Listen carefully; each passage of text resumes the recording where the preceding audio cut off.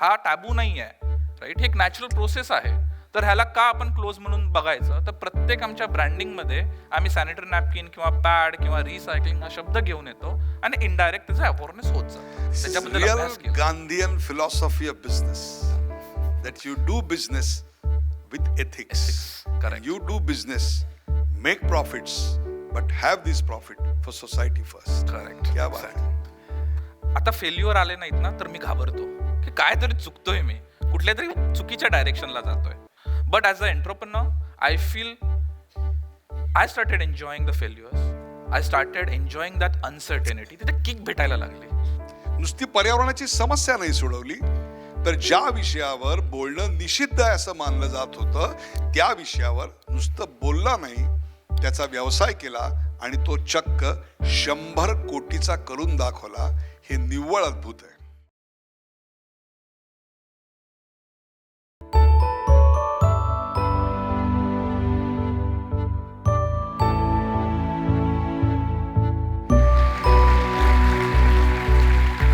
मला असं वाटतं शहरात जन्माला आलेली मुलं काहीच करत नाहीत आणि गावात जन्माला आलेली मुलं सगळं करतायत असं वाटण्याचा आत्ताचा काळ आहे. कारण अजिंक्यचा जन्म ज्या भागात झाला त्या भागातलं एक्सपोजर आणि त्याने केलेलं काम या दोघांची कुठलीही सांगड खरं तर घालता येत नाही आहे. एक छोटीशी सुरुवात आहे तसं पाहिलं तर, पण ही एका प्रचंड मोठ्या बदलाची नांदी आहे आणि हीच तर खरी आज महत्त्वाची गोष्ट आहे. यांनी नुसता बिझनेस नाही उभा केला, त्यांनी एक पर्यावरणाची समस्या सोडवली. नुसती पर्यावरणाची समस्या नाही सोडवली, तर ज्या विषयावर बोलणं निषिद्ध आहे असं मानलं जात होतं, त्या विषयावर नुसतं बोलला नाही, त्याचा व्यवसाय केला आणि तो चक्क 100 कोटीचा करून दाखवला. हे निव्वळ अद्भुत आहे. नवा भारत जो म्हणतो ना आपण, नवा भारत, तो नवा भारतातला तरुण which can be called as post globalisation kid एखाद्या गोष्टीकडे कसे बघतात हे आपल्याला कळतं. व्यवसायाची प्रेरणा कुठूनही मिळते, त्यांना कचरा कुंडीतून मिळाली आणि त्याहीपेक्षा सुद्धा तिथं काम करणाऱ्या महिलेचं दुःख त्यांनी जाणलं की त्यांच्या कामाला कुठलीही प्रतिष्ठा नव्हती. म्हणजे त्या कचरा वेचणाऱ्या स्त्री होती, तिचा मूल जेव्हा शाळेत जात असेल आणि आपल्या सगळ्यांच्या मुलांबरोबर बसत असेल आणि शिक्षक विचारतील, सांगा बघू तुमचे आई आणि वडील काय करतात. कोणी सांगेल माझी आई शिक्षिका आहे, कोण म्हणेल माझी आई डॉक्टर आहे, कोण म्हणेल माझी आई बँकर आहे. या बाईच्या मुलांनी काय सांगायचं, माझी आई रोज कचरा कुंडीवर जाते, सॅनिटरी नॅपकिन्स त्यातले गोळा करते, कुठलंही सेफ्टी मेजर वापरत नाही, नो डिग्निटी ऑफ लेबर, आणि त्याहीपेक्षा सुद्धा एक फार मोठा हेल्थ हॅझार्ड. या सगळ्याला व्यवसाय म्हणणार नाही मी, तर ही लढाई होती आत्मसन्मानाची आणि प्रतिष्ठेची. व्यवसाय हे त्याचं बाय प्रोडक्ट आहे. आपल्याकडे स्पेसला महत्त्व आहे, स्पेस टेक्नॉलॉजीज. आपल्याकडे डिफेन्सला आत्ता आपण अशी केपेबिलिटी आणलेली की we are in top 5 in the world. सॉफ्टवेअरमध्ये we are the best in the world. पण वेस्ट मॅनेजमेंट याच्याकडे आमच्या समाजाचं, संशोधकांचं, काही प्रमाणात सरकारचंही एवढं दुर्लक्ष का? मला वाटतं हा एक मोठा माइंडसेट गॅप आहे. बिकॉज आपण प्रोडक्ट खरेदी जेव्हा कुठलाही करतो त्याच्या यूजसाठी एक्सायटेड असतो, बट आपण तेव्हा विचार करत नाही की ह्याचं डिस्पोजल कसं होणार आहे. आणि हा सरकारचा प्रॉब्लेम आहे, हा माझा प्रॉब्लेम नाही, हा वेस्ट स्पीकरचा प्रॉब्लेम आहे. आणि अनफॉर्च्युनेटली आपल्यासाठी डस्टबिन म्हणजे संपला विषय असं होतं. जेव्हा आय थिंक स्वच्छ भारतनी एक अभियाननी एक माइंडसेट तयार केला आहे, नाही बोलता येणार असं नाही, बट अजून पण ह्या प्रॉब्लेमकडे कोणी बघत नाहीत. कारण अजूनही इथे खूप जास्त कॉम्प्लेक्सिटी आहे. टेक्नॉलॉजी सर्वात सुरुवात होते एक ह्याची सेग्रिगेशन सोबत. आजही वेस्ट सेग्रिगेशन होत नाही इंडियामध्ये. आणि जेव्हा वेस्टच सेग्रिगेट होणार नाही, कोणी त्याच्यापासून व्हॅल्यू काढू शकत नाही. तर बिहेवियर गॅप हा सर्वात मोठा प्रॉब्लेम आहे. आणि सेकंड, कचरा हा अजूनही माफिया किंवा असा पॉलिटिकली लिंक असा बिझनेसकडे असा त्याच्याकडे बघितलं जातो. त्याच्यामध्ये कोणाला एंटर करायचं असेल तर खूप साऱ्या हर्डल्समध्ये जावं लागतं. खूप साऱ्या पोल्युशन कंट्रोल बोर्ड्सचे खूप सारे नॉर्म्स आहेत, त्याला पास करावं लागतं. तर comparatively is a complex business आणि कोणी जर ₹1 टाकत असेल तर त्याच्यापासून रिटर्न ऑफ इन्व्हेस्टमेंट यायला खूप वर्ष लागतील. ते लगेच तो बिझनेस बनत नाही. त्याला जवळ-जवळ 6 ते 8 वर्षाचा काळ जातो. तर त्यामुळे खूप नवीन जनरेशन पण ह्याच्यामध्ये यायचं टाळतं. गव्हर्नमेंट साईडने ते पॉलिसी इम्प्लिमेंट करतात, बट पॉलिसी एक्झिक्यूट कोणी करायची ह्या बाबतीत कोणी काही बोलत नाही. आणि अनफॉर्च्युनेटली आपण लोक वेस्ट सेग्रिगेशन हा माझा जॉब नाही आहे, हा वेस्ट पिकरचा जॉब आहे, हा सफाई कर्मचाऱ्याचा जॉब आहे असं आपण मानतो. वा, क्या बात है. याचं एक रेव्हेन्यू मॉडेल कसं बनवलं? कारण याच्यामध्ये दोन गोष्टी आहेत. एक तर ते कलेक्ट करावं लागतं, स्टोअर करावं लागतं, कलेक्ट करावं लागतं, ट्रान्सपोर्ट करावं लागतं आणि नंतर त्याचं विघटन करून त्यापासून व्हॅल्यू ॲडेड प्रोडक्ट तयार करावी लागतात आणि ती मार्केटमध्ये विकावी लागतात. It's a good big value chain. How do make a business out of it?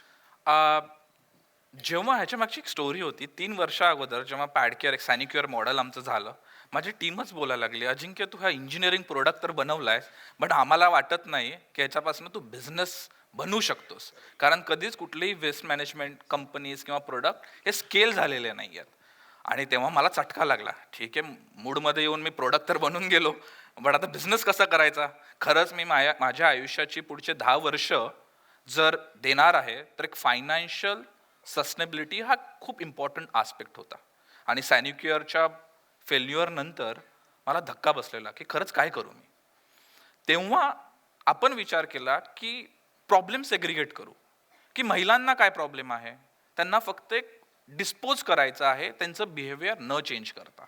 मग तिथे तो बीनचा कन्सेप्ट जेव्हा आपण आणला तेव्हा विचार केला, let us provide the beans at a free of cost आणि टेक अ चार्जेस, ते पर पिकअपला आपण चार्ज घेऊ. तिकडनं सुरू झाला तो सर्व्हिस रेव्हेन्यू. आणि तिथे आम्ही लो हँगिंग फ्रूट पहिले बघितलं, जे होतं कॉर्पोरेट्स. गव्हर्नमेंटच्या रेग्युलेशन्स पद्धतीने सॉलिड वेस्ट मॅनेजमेंट 2016च्या रूलनुसार प्रत्येक कॉर्पोरेटला एक सॅनिटरी वेस्ट मॅनेजमेंट सिस्टीम हवी असं लिहिलं गेलेलं आहे. हे रेकमेंडेड आहे, कंपल्शन नव्हे. आणि कन्सिडरिंग हायजीन, तो आपण एक मुद्दा पकडला आणि ही ॲज अ सर्व्हिस कॉर्पोरेट्सला द्यायला सुरुवात केली. Aligning with the women empowerment related initiative, त्यांचा कचऱ्याचा इनिशिएटिव्ह. आणि सर्वात मोठा प्रॉब्लेम त्यांचा आम्ही सॉल्व्ह केला कुठला माहिती आहे? जेव्हा पॅड फ्लश होतात ना, त्यांचं चोकिंग होतं आणि त्यांना लाखो रुपयाचा खर्च तो पाईपलाईन क्लीन करण्यासाठी जातो. मग त्यांना तिथे टिक बॉक्स झाली आणि तो सर्व्हिस रेव्हेन्यू सुरू केला.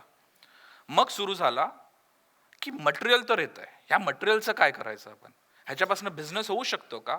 जेव्हा मी मार्केटमध्ये गेलो तेव्हा प्लास्टिक हा इझी विषय आहे, बट जो पल्प आहे, इंडिया $400 मिलियन इतका हा पल्प प्रत्येक वर्षी इम्पोर्ट करतं, कपड्यांसाठी, लायनरसाठी, वेगवेगळ्या वस्तूंसाठी. आपण त्याचं म्हणजे त्याला कम्पेअर हा प्रोडक्ट निर्माण केला. आज आपण आदित्य बिर्ला सोबत काम करतोय. हे पल्प पुन्हा तुमच्या जे विस्कॉस म्हणून बोलतात, जे लायनिंग मध्ये जातं, ते पुन्हा आपण त्यांच्यासोबत बनवत आहोत. क्या बात है. वाव. आत्ता एक आपण फेल्युअर विषयी बोललो. जे पहिलं प्रोडक्ट झालं and that was a clear failure. दुसरं एक संकट आलं, ते म्हणजे इन्शुरन्सची बोलणी चालू असताना फॅक्टरीला आग लागली. मी हा प्रश्न मुद्दामून अशा करता विचारतोय की आत्ताच्या या नव्या भारतात, आत्मनिर्भर भारतामध्ये, मला स्वतःला खेडेगावातली अशा अनेक मुलं माहिती आहेत की जी सामाजिक समस्यांवर काम करून नवीन तंत्रज्ञानाचा शोध लावत आहेत, पण येणाऱ्या सुरुवातीच्या काळातल्या अपयशानं खचून जाणारे तेवढेच आहेत. ही जी दोन मोठी संकटं तुझ्यावर आली, आग लागणे आणि दुसरी गोष्ट म्हणजे पहिलंच प्रोडक्ट डेव्हलप केलं, त्याचा प्रोटोटाईप, एक प्रकारे फेल्युअर जाणे. How do you deal with failure? खरं बोलायचं झालं ना, की जेव्हा मी स्टार्टअपमध्ये एंट्री केली आणि आता जवळजवळ 8 वर्ष, आता फेल्युअर आले नाहीत ना तर मी घाबरतो की काय तरी चुकतोय, मी कुठल्या तरी चुकीच्या डायरेक्शनला जातोय. जो आणि मल्टिपल फेल्युअर्स येतात, प्रत्येक वर्षी काहीतरी फेल्युअर येतं. आता जस्ट 3-4 महिन्या अगोदर एका लेबर इश्यूमुळे एका स्टेटमध्ये आमची फॅक्टरी जवळजवळ 15 दिवस बंद होती. का? कारण आम्हाला तिकडची लोकल लँग्वेज बोलता येत नाही आहे. आणि नेहमी रॅन्डम चॅलेंजेस. तर फेल्युअरला मी आणि हे लर्न करत गेलो, असं असं मी एका झटक्यात शिकलो असं नाही. फेल्युअर्सला नेहमी मी एक पॉझिटिव्ह इंडिकेटर्स म्हणजे बघायला लागतो की फेल्युअर्स आले, चला पुन्हा आपण बॅकएंडला जाऊ, का हे झालंय, कशा पद्धतीने फ्युचरसाठी अवॉइड करू शकतो, ह्याचा विचार करावा लागलो. आणि दुसरं इम्पॉर्टंट जे मला वाटतं की फेल्युअर्समध्ये सर्वात जो इम्पॉर्टंट आस्पेक्ट असतो तो फ्रेंड्स अँड फॅमिली. मला आजही आठवतं त्या आगीच्या ह्याच्यात आज माझी बायको आली आहे शिवानी, तर तिने इतका सपोर्ट केला की आम्ही दोघंही रात्री तो सगळा जळलेला कचरा रात्रभर हाताने उचलून त्या ट्रकमध्ये टाकत होतो. तर जेव्हा फॅमिलीचा सपोर्ट भेटतो तर जगात कसलाही विचार करायला म्हणजे कसली भीती नसते की नाही मी एकटा नाही आहे, माझ्यासोबत माझी टीम आहे, माझ्यासोबत अख्खी माझी फॅमिली उभी आहे. आणि जर तो फक्त काळ घालवायचा असतो आणि आपल्याला राईट माइंडसेटनी त्याच्याबद्दल विचार करायचा असतो. But as a entrepreneur I feel I started enjoying the failures. I started enjoying that uncertainty. तिथे किक भेटायला लागली. वा वा. जेव्हा बहुतांशी जण आयुष्यात सर्टॅनिटी शोधत असतात तेव्हा त्यांनी महत्त्वाचं विधान केलं, I enjoy अनसर्टॅनिटी and I learn from my failures. मला असं वाटतं यशस्वी होण्यामागचा मूलमंत्र काय असेल तर तो आहे. आणखीन एक गोष्ट मला जाणवली आणि ती म्हणजे बोलताना तू एकच वाक्य बोललास पण त्याच्यावर डबल क्लिक करून ते अधिक लोकांसमोर येणं आवश्यक आहे म्हणून मी हा प्रश्न विचारतोय. You sed profit with purpose. You also mentioned somewhere it's not the balance sheet, it's the impact sheet that is important for me. काय सांगशील? जर तुम्ही कुठल्याही बिझनेससाठी ऑडिट बघितलं हे नेहमी फायनान्शियल ऑडिट होत असतं. कधी कोणी इम्पॅक्ट ऑडिट करत नाही किंवा इम्पॅक्ट ॲनालिसिस. जेव्हा सुरुवात केली क्लिअर होतं की पॅडकेअर एक सोशल एंटरप्राइज आहे. स्केलेबल तर आपल्याला बिझनेसला घेऊन जायचं आहे, बट इम्पॅक्ट कुठे या स्केलमध्ये मिस झाला नाही पाहिजे. तर आम्ही दरवर्षी एक इम्पॅक्ट ॲनालिसिस किंवा बॅलन्स शीट जसं असतं तसं इम्पॅक्ट शीटची सुरुवात केली. त्याचं मूळ कारण होतं की प्रॉफिट विथ पर्पज. आज भारतात खूप सारे NGOs आहेत, खूप सारे लोक सेल्फ हेल्प ग्रुप चालवतात. बट तुम्ही जर अभ्यास केलात 99.9% हे रिजनल असतात, एका छोट्या एरियामधल्या इम्पॅक्टसाठी असतात. आणि सर्वात त्यांचं मूळ जे प्रॉब्लेम असतो तो असतो मनी. राईट, कशा पद्धतीने स्केल करू शकतो. आणि तेव्हाच मी विचार केला की ठीक आहे, आपण एक NGO न काढता प्युअर प्रॉफिट न करता एक सोशल एंटरप्राइज किंवा सोशल एंटरप्रेनरशिप हा वर्ड ऐकला, त्याच्याबद्दल रिअल अभ्यास केला. Gandhian philosophy of business that you do business with ethics. Ethics, correct. You do business, make profits, but have this profit for society first. Correct. क्या बात आहे. आणि इम्पॅक्ट अनालिसिसमध्ये जस्ट एक आम्ही इम्पॅक्ट असा मेजर करायला लागलो. पीपल, प्लॅनेट, पर्पज, 3 गोष्टी क्लिअर होत्या. पीपल की किती महिलांपर्यंत आम्ही रीच आउट करतोय आणि कशा पद्धतीने हे UTI रिलेटेड त्यांना एक ॲटसोर्स डिस्पोजल सेवा देतोय. Planet it's very clear is carbon impact and landfilling किती कन्झर्व करतोय किंवा किती एरिया आपण वाचवतोय. आणि सर्वात जो इम्पॉर्टंट होता त्याबद्दल कोणी तुम्ही ऐकलं असाल, कधी ऐकलंय का सफाई कर्मचारी हा एक फॉर्मल जॉब आहे. अनफॉर्च्युनेटली हा इन्फॉर्मल जॉब आहे. 45 लाख लोक गिग वर्कर्सचं तुम्ही रिसेंटली ऐकलं असेल. कधी सफाई कर्मचाऱ्यांबद्दल विचार केलाय का? त्यांच्यासाठी इन्शुरन्स कोण भरतं, त्यांच्या बॅकग्राऊंडला कशा पद्धतीने त्रास होतो. मी एका सफाई कर्मचाऱ्याशी भेटीसाठी गेलेलो. त्यांच्या घरी पूर्ण मुलापासनं नवऱ्यापर्यंत सगळे लोक खोकत होते. का? कारण ते कचऱ्यामध्ये काम करतात. एकेला कॅन्सर झालेला, कोणीच विचार करत नाही. आणि तो ठरला महत्त्वाचा मुद्दा की पॅडकेअरमध्ये मी कशा पद्धतीने त्यांना एका इन्फॉर्मल सेगमेंटमधनं फॉर्मल सेगमेंटमध्ये आणू शकू. आणि ते इझी नव्हतं, कारण लँग्वेज बॅरियर, बिहेवियर बॅरियर. त्यासाठी आपण एक ट्रेनिंग प्रोग्राम बनवला आहे. त्या ट्रेनिंगमध्ये आपण त्यांना पे करतो की तुम्ही या, शिका, तुम्हाला करायची इच्छा असेल तर करा. बट कुठेतरी त्यांचा माइंडसेट चेंज करतो. आणि तो त्या एका वे स्पीकरचा चेंज नसतो, ते अख्खी फॅमिली चेंज होते.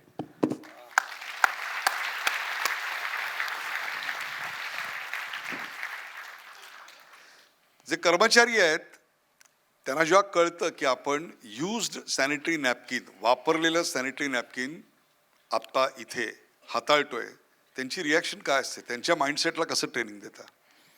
आय फील सर्वात इम्पॉर्टंट आस्पेक्ट असतो safety. Safety is non negotiable. त्याला EHS बोलतो आपण, एन्व्हायरमेंट, हेल्थ अँड सेफ्टी.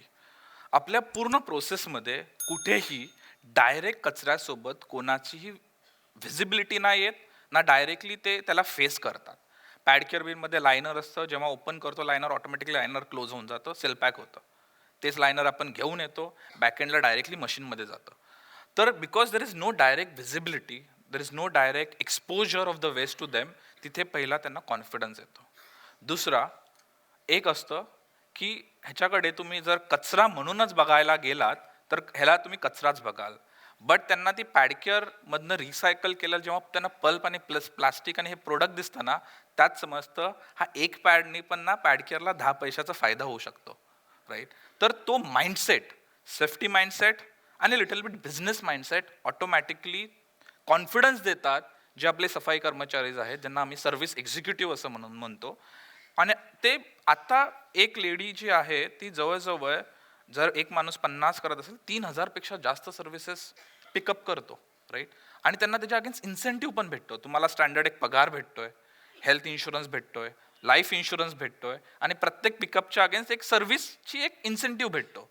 तर जेव्हा हे सगळं मिश्रण तयार होतं तेव्हा ऑटोमॅटिकली ते त्यांना मोटिवेशन येतं आणि एक सेफ्टी बॅरियर पण भेटतं. Amazing amazing. I can tell you, भारतातल्या अनेक कॉर्पोरेट्स बरोबर कामं केली आहेत, परंतु इतकी क्लिअर विजन, मिशन आणि बिझनेस ऑब्जेक्टिव्ह फार क्वचित ऐकायला मिळतात. कुठल्याही व्यवसायाचा एक महत्त्वाचा भाग असतो तो म्हणजे आपला जो ग्राहक आहे त्याच्या सातत्यानं संपर्कात राहणे, त्याच्याकडून मिळणाऱ्या सूचनांचा आपल्या प्रोडक्ट आणि सर्व्हिसेसमध्ये उपयोग करणे, त्याच्यात वृद्धी करणे, सुधारणे.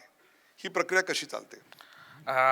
ही प्रक्रिया आय थिंक 2 स्टेजमध्ये डिवाइड करीन, की पहिले आत्ता 1 वर्षामध्ये चेंज झाली, बट पहिले मी आय थिंक लास्ट वर्षीपर्यंत प्रत्येक क्लायंटचं नाव, प्रत्येक क्लायंटचा जो 1700 आय थिंक तेव्हा 1000 क्लायंट्स असतील, कोणी डिसिजन मेकर घेतलंय, कोणावर इम्पॅक्ट होत आहे, आणि प्रत्येकाला दरवर्षी मी स्वतःहून जाऊन भेटायचो. कारण बिझनेस हा पैशाचा नसतो, बिझनेस हा एक आउटकम असतं, बट ते सुरू होतं कॉर्पोरेट्समध्ये एका रिलेशनने. ते रिलेशन मी कशा पद्धतीने टिकू शकू ह्याचा प्रयत्न करायचो. कधी कधी मी स्वतःहून एकदा आपली 4 व्हीलर जी व्हॅन बघितली आहे तीच चालवत घेऊन पॅडकेअरचा सफाई कर्मचाऱ्यांचा जो पूर्ण विअर जो असतो, क्लोदिंग, तो घेऊन जायचो, कारण मी त्यांना फील करू शकू. आणि ह्या सगळ्या गोष्टी असतात की तुमचे कान तुम्ही मार्केटच्या किंवा कस्टमरपेक्षा किती जवळ ठेवू शकाल. त्यातून सुरुवात झाली आहे कस्टमर सक्सेस या डिपार्टमेंटची. कस्टमर सोबत प्रॉब्लेम आल्यावर बोलायचा नसतो. कस्टमर सोबत प्रॉब्लेम तुम्हाला जरासा तो स्मेल येतो किंवा सेन्स व्हायच्या अगोदर तुम्ही त्यांच्यासोबत इंटरॅक्शन झालं पाहिजे. कारण क्या बात है, बहुत बढ़िया, बहुत बढ़िया. कारण तेव्हाच तिथे आगीची वाह. ठिणगी लागत असते. तर त्या पद्धतीने कस्टमर सक्सेस डिपार्टमेंट आज जवळजवळ आपले 6 ते 8 कस्टमर सक्सेस हेड्स आहेत, ते वेगवेगळ्या पद्धतीने काम करतात. आणि ह्याच्यामध्ये सर्वात इम्पॉर्टंट पार्ट कोण आहे माहिती आहे? हे सफाई कर्मचारी. They are PadCare's intelligence system. त्यांना तिथे गेल्यावर समजतं हा कस्टमर एस्केलेट करणार आहे. क्लायंट पोहोचण्या अगोदरच आम्हाला इंटेलिजन्स आला असतो, या क्लायंटला काहीतरी प्रॉब्लेम होणार आहे, राईट. आणि ते इतकं इंटरेस्टिंग, कारण ते मनापासून करत असतात, राईट. तो इनडायरेक्ट इनव्हिजिबल आमचं इंटेलिजन्स सिस्टीम आहे. जेव्हा तुम्ही एखाद्या कामामध्ये प्रतिष्ठा निर्माण करता तेव्हा ती माणसं त्या कामाची ओनरशिप घेतात आणि तेव्हा 100 कोटीची कंपनी उभी राहते. Smart joke. एक खरं तर अनेक प्रश्न आहेत. एक वेळेची मर्यादा असल्यामुळे शेवटचे 1-2 प्रश्न. एका पॅडला डिस्पोज करायला साधारणतः किती खर्च येतो? एका किलोला किलोचं बरं, okay, एका that's also किलोला fine, जवळ fine. 40 असे पॅड्स आपले बसतात, 40 ते 50. आत्ता जी अचिव्हमेंट आम्ही केली आहे, म्हणजे आत्ताचा जो प्लॅन रन होतोय त्यांनी जवळजवळ 28 पैसे हा इतका खर्च येतोय. आणि पुण्यामध्ये आपण 2 मेट्रिक टनची गिगा फॅक्टरी लॉन्च करतोय. खूप ह्यूज, खूप मोठी आहे, जवळजवळ 1 एकर ह्याच्यामध्ये, जे तुम्हाला मॉडेल पण मी दाखवलं. त्यांनी आपण प्रोबॅबली फक्त 8 पैशामध्ये हा पर पॅड रिसायकल करू. हे ज्या ज्या ठिकाणी तुम्ही लावले तिथे महिलांच्या रिॲक्शन्स काय होते आणि त्याहीपेक्षा पुरुषांच्या रिॲक्शन्स काय होते? I think it was a journey, to be very frank. म्हणजे काही काय असा होता, मी खूप हताश व्हायचो, कारण माझ्यासमोर सॅनिटरी हा शब्द पण बोलण्यास नकार दिला. कधी कधी फ्रेंड्सनी, कधी कधी जवळच्या नातेवाईकांनी पण, म्हणजे असं हे नाही. बट द प्रॉब्लेम होता, त्यांचा प्रॉब्लेम नव्हता, हा माझ्या माइंडसेटचा प्रॉब्लेम होता. कारण मीच स्वतः कम्फर्टेबल होत नव्हतो, तर मी कशा समोरच्याला कम्फर्ट करू शकीन की सॅनिटरी नॅपकिन हा शब्द बद्दल बोलायला. तर आम्ही इंटरेस्टिंगली एक प्लॅटफॉर्म तयार केला आणि तिथे महिलांना बोलवावं लागलो. मेन्स्ट्रुअल हायजीन मॅनेजमेंटचा अवेअरनेस कॅम्प्स क्रिएट करावं लागलो.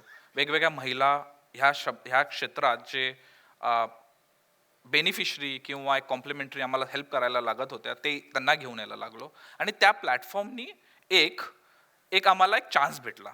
आणि सर्वात महत्त्वाचं माहिती आहे, पुरुष आय थिंक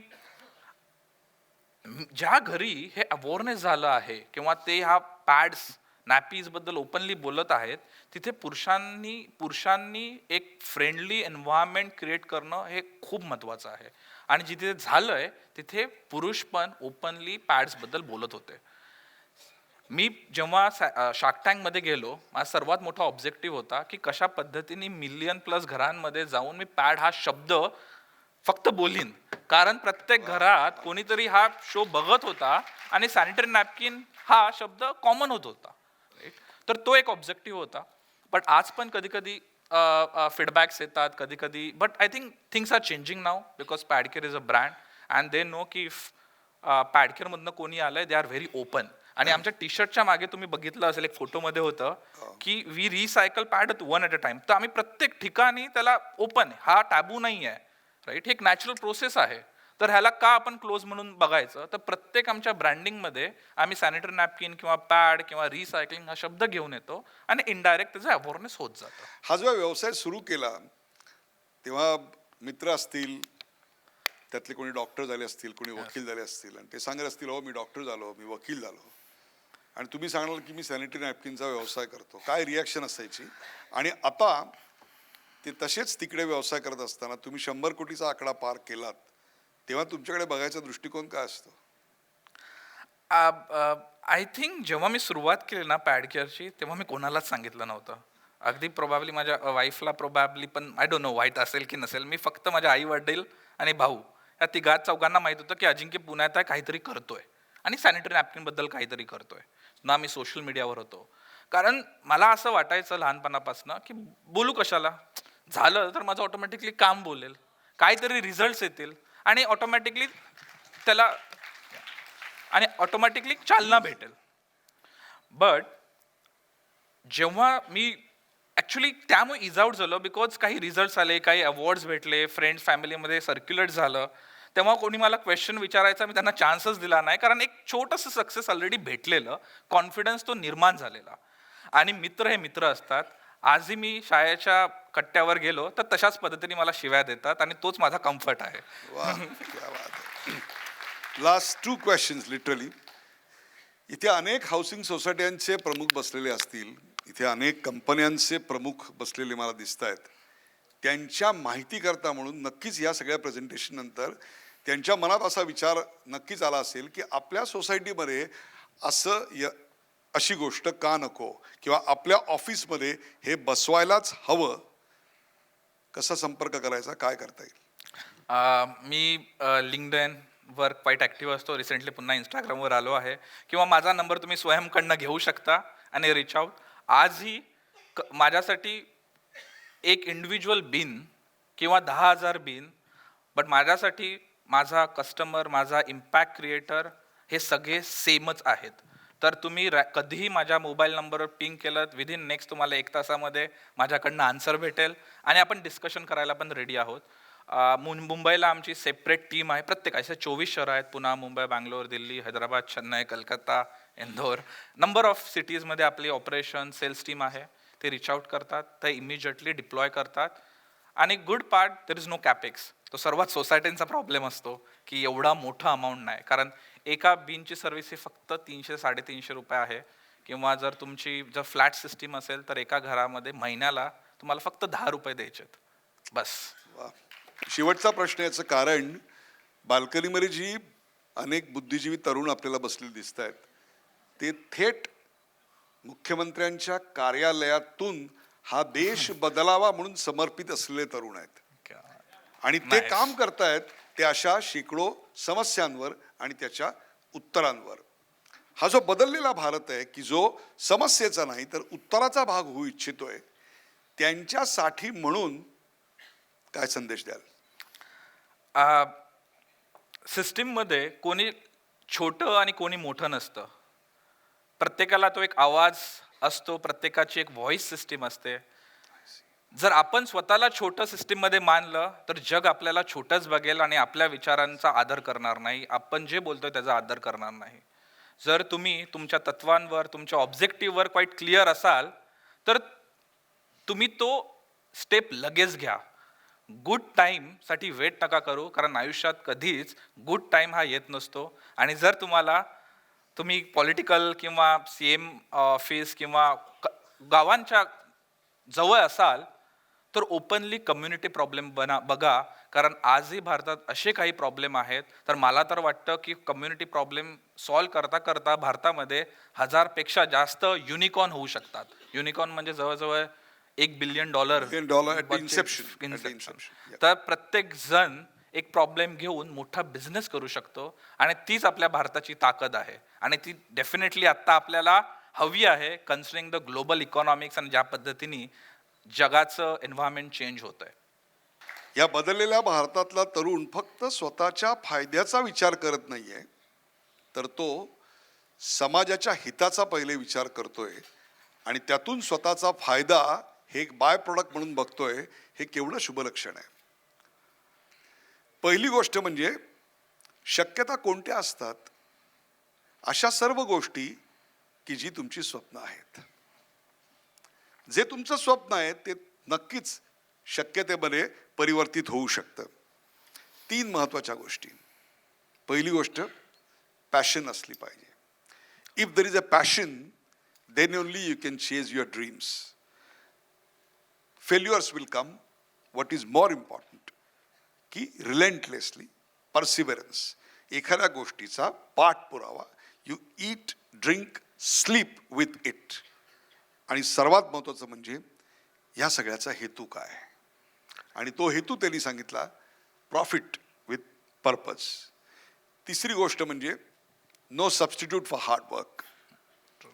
जर चटकन यश पाहिजे असेल, पटापट आयुष्यात पुढे जायचं असेल तर पक्ष बदला. अलीकडच्या काळात ते फार सोपं झालेलं आहे.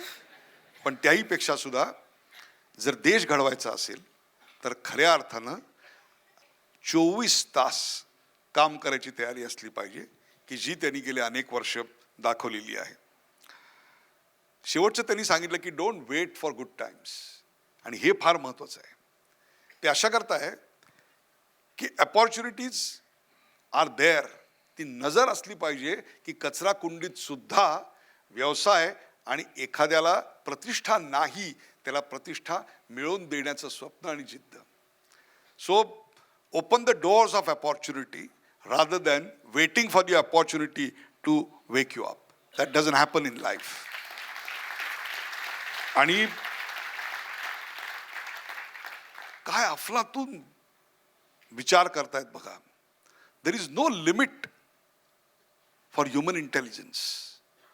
It's the only thing की तुम्ही स्वतःवर जेवढे बंधन घालाल तेवढेच फक्त तुमच्यावर मर्यादा आहेत. अन्यथा सपनों के आगे भी जहां होता है. आज तो ह्या समस्येवर काम करतोय. कदाचित आजपासून 5-7 वर्षांनी याच मंचावर तो येईल तेव्हा दुसऱ्या कुठल्या तरी समस्येवर काम करून त्यांनी ती कंपनी 200-300 कोटीची बनवलेली असेल. हीच तर खरी मानवाच्या जिद्दीची कहाणी. वंडरफुल अजिंक्य, खरोखर शब्दाला जागलायस. You R Ajinkya.